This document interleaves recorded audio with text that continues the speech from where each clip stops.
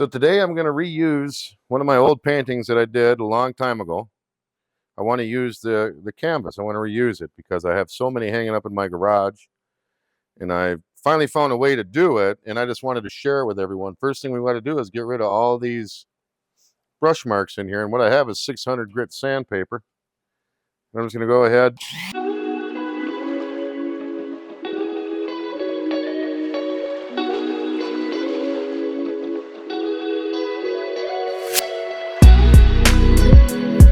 All right, so I have that all smooth. It's very smooth.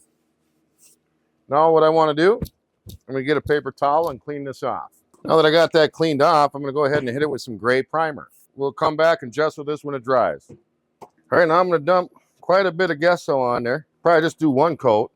All right, then we're going to come back and we're going to do one final coat of gesso. All right, now we're going to put our second coat of primer on there, or gesso on there. Pretty thick layer. And if you did all this right, you shouldn't have absolutely anything on there. I have one little piece right here that I missed, and I'm not even worried about it. Other than that, this is absolutely flawlessly reconditioned from the painting that you saw. So thanks a lot, and I hope you enjoyed my film.